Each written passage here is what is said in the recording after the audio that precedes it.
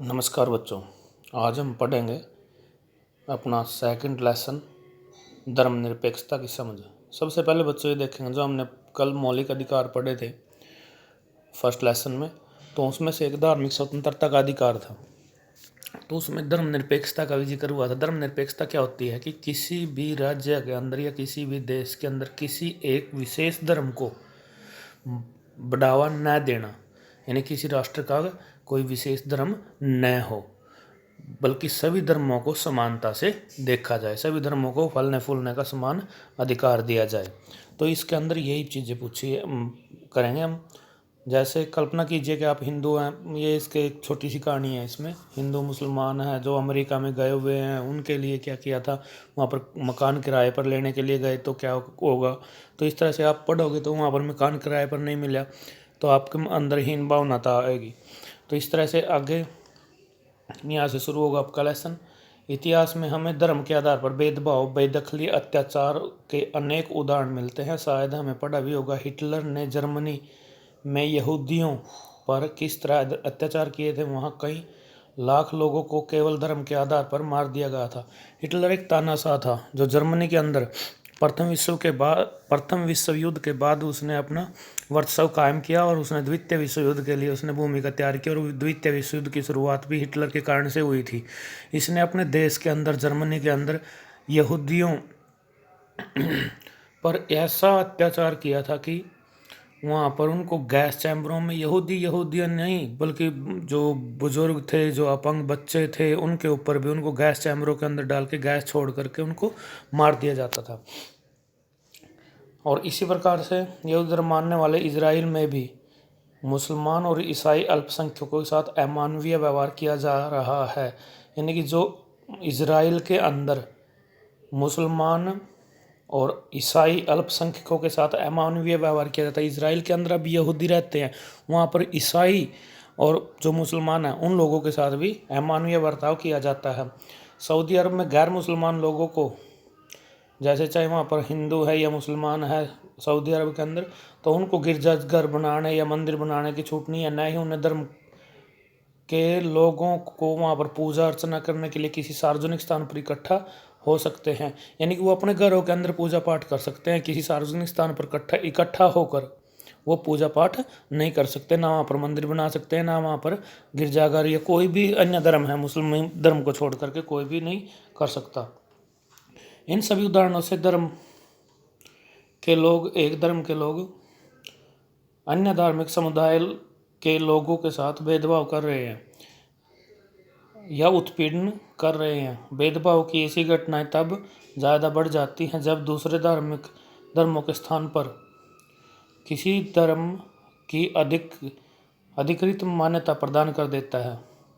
यानी कोई राष्ट्र, कोई देश किसी एक धर्म को ज़्यादा मान्यता दे देता है तो उसका ऐसी चीज़ें वहीं पर पाई जाती है। जैसे सऊदी अरब में उन्होंने मुस्लिम धर्म को ज़्यादा बढ़ावा दिया हुआ है, इजराइल में यहूदी धर्म को बढ़ावा दिया हुआ है, तो इसलिए दूसरे धर्मों के साथ ऐसी चीज़ें पाई जाती है।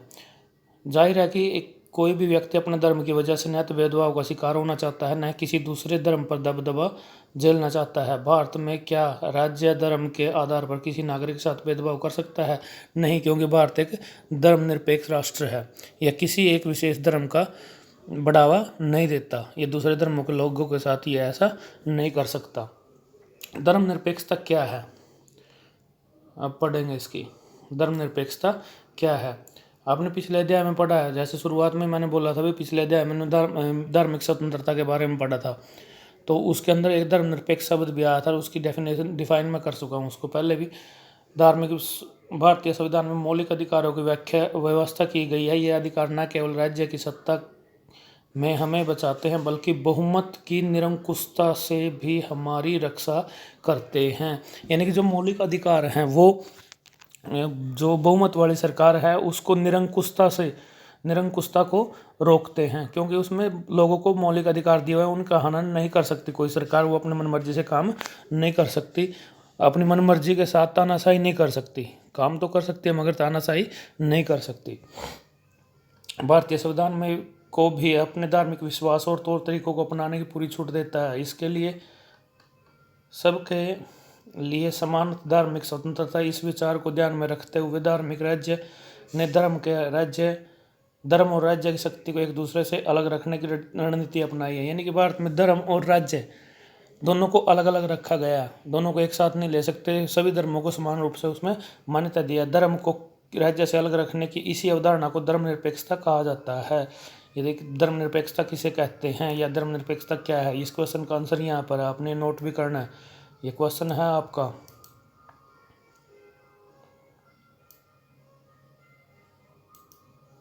क्वेश्चन का आंसर है ये क्वेश्चन है आपका। उसके बाद आगे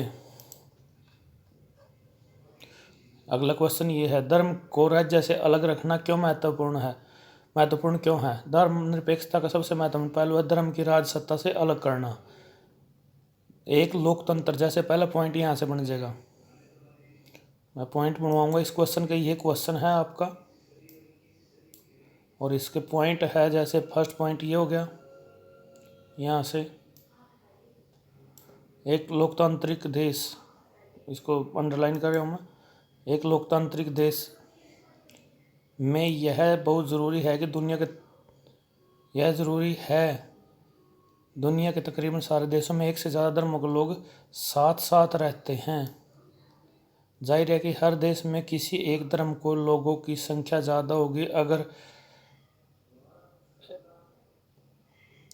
बहुमत वाले धर्म के लोग राज सत्ता पर पहुंच जाते हैं तो उनका समूह दूसरे धर्म के लोगों के खिलाफ भेदभाव करने और परेशान करने के लिए इस सत्ता और राज्य के आर्थिक संसाधनों का इस्तेमाल कर सकता है। यानी कि जो बहुमत वाला एक धर्म का लोग हैं, जो ज़्यादा बहुमत है जिस धर्म के लोगों का किसी देश में, वो उनके आर्थिक और सामाजिक जो भी संसाधन है उनका ज़्यादा उपयोग कर सकता है। दूसरा पॉइंट यहाँ से बनेगा,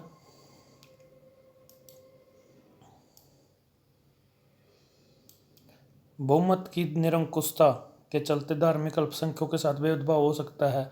अगर किसी देश के अंदर ये चीज़ें नहीं होंगी तो बहुमत की निरंकुशता के चलते अल्पसंख्यकों के साथ भेदभाव हो सकता है। तीसरा है, उनके साथ जोरदार ज़बरदस्ती हो सकती है। बहुमत चाहे अल्पसंख्यकों को उनके धर्म के अनुसार जीने से रोक सकता है। अगर निरंकुशता होगी तो, या बहुमत वाला जो धार्मिक लोग हैं वो अल्पसंख्यकों को उनके धर्म के आधार पर जीने से रोक सकते हैं। जैसे सऊदी अरब का उदाहरण था, इजराइल का उदाहरण दिया हुआ था। धर्म के आधार पर किसी भी तरह का भेदभाव उन अधिकारों का उल्लंघन है जो लोकतांत्रिक समाज में किसी धर्म को मानने वाले प्रत्येक नागरिक को प्रदान करता है। लिहाजा बहुमत की निरंकुशता उनके मौलिक अधिकारों का हनन है। ये देखो, यह वह अहम कारण है जिसके चलते लोकतांत्रिक, तीसरा पॉइंट यहाँ से बना लेना आपने, ये तीसरा पॉइंट होगा यहाँ से और यहाँ तक कंप्लीट।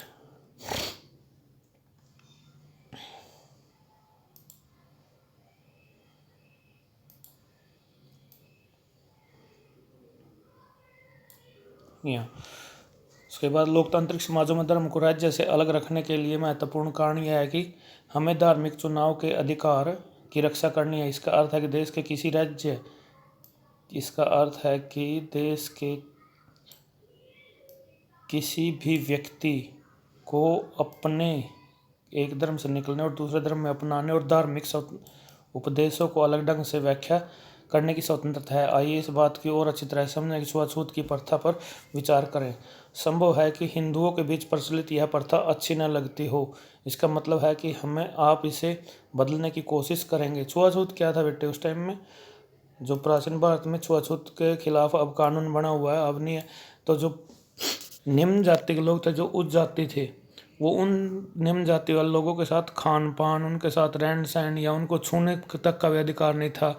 तो इतने प्राचीन काल में ये चीज़ें होती थी। अब ये सब चीज़ें बैन हो चुकी हैं। लेकिन अगर राज्य की सत्ता ऐसे हिंदुओं के हाथ में है जो छुआछूत को सही मानते हैं, तो क्या आप आसानी से क्या आप आसानी से इस प्रथा को बदल पाएंगे? सदस्य हैं तो आप इसके समुदाय के लोगों दूसरे के बाहरी विरोध का सामना करना पड़ सकता है। राज्य सत्ता के नियंत्रण में रखने के लिए ऐसे सदस्य कहेंगे कि हिंदुत्व की केवल एक ही व्याख्या होती है, उसका कोई और व्याख्या करने की दूसरा कोई अधिकार नहीं। ये देखो, मंदिर, मस्जिद, गुरुद्वारे। भारतीय धर्मनिरपेक्षता क्या है, ये क्वेश्चन हो गया आपका। ये क्वेश्चन आएगा आपका। 3 क्वेश्चन हो गए बट्टे बुक में से ही। भारतीय राज्य, यहाँ से शुरू करना आपने। भारतीय राज्य धर्मनिरपेक्ष रहेगा। संविधान में कहा गया है कि यहाँ से शुरू करके भारतीय राज्य धर्मनिरपेक्ष रहेगा।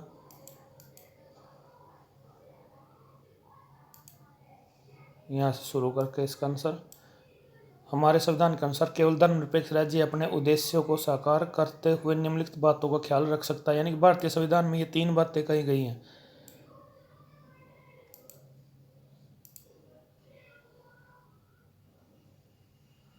पहली है, कोई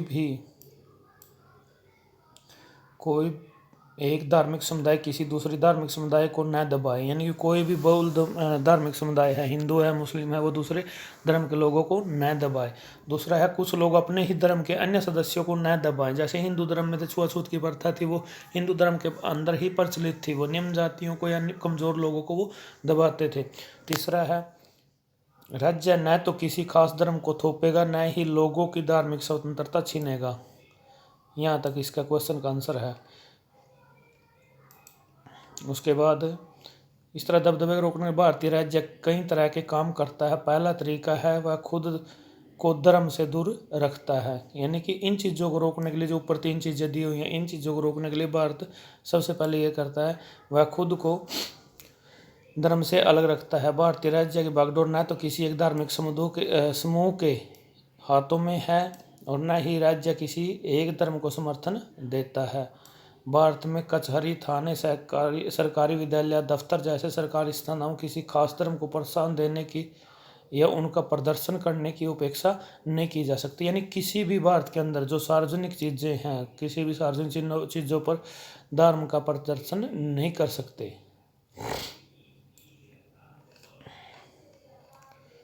ये कहानी आप देख लेना।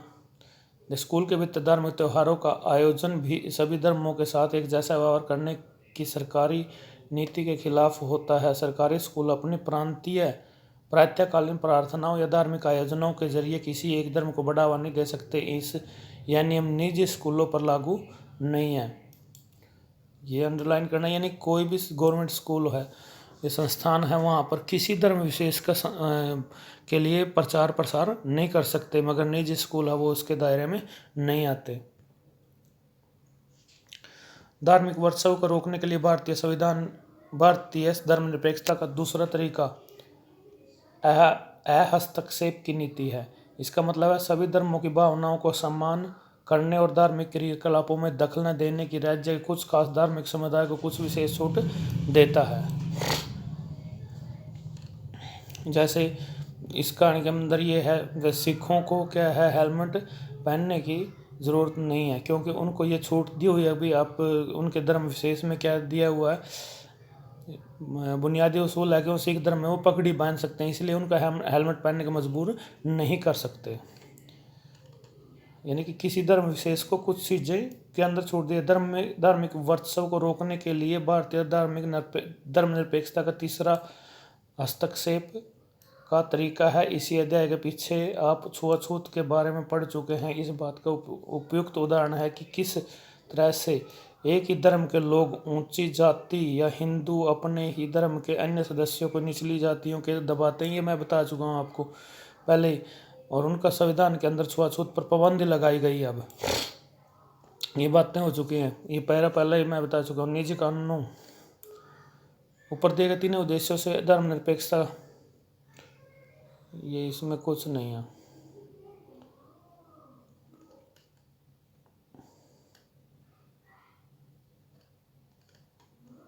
संविधान ने छुआछूत को खत्म करने के लिए हिंदू धार्मिक क्रियाकलापों का हस्तक्षेप किया है। यानी कि जो धार्मिक स्वतंत्रता थी या धर्मनिरपेक्ष सरकार थी, उसके अंदर दो पहलू आए थे। एक तो क्या कहा था उसने, हस्तक्षेप की नीति। उसने कहा था पहले में हस्तक्षेप की नीति और दूसरे में कहा था हस्तक्षेप की नीति। हस्तक्षेप की नीति क्या थी, उसके अंदर किसी धर्म विशेष में धार्मिक अनुष्ठानों के अंदर वो हस्तक्षेप नहीं कर सकती सरकार। मगर दूसरे में क्या कहा उसने, भाई किसी धर्म के अंदर अगर कुरीतियां हैं, उन कुरीतियों को दूर करने के लिए सरकार उसके अंदर हस्तक्षेप कर सकती है। इसलिए उसने कानूनी रूप से जैसे कुरीतियां थी, जैसे अब नया ही उदाहरण है, जैसे पहले तो क्या था, छुआछूत की थी। अब मुस्लिम धर्म के अंदर क्या थी, 3 तलाक का मुद्दा था, आपने पढ़ा होगा, देखा भी होगा। तो 3 तलाक के मुद्दे पर क्या धार्मिक स्वतंत्रता थी, उनकी धर्मनिरपेक्ष थी सरकार, उसके अंदर हस्तक्षेप करके उसके लिए कानून लेके आई है 3 तलाक के खिलाफ। इस प्रकार से ये सारे उदाहरण हैं। उसके बाद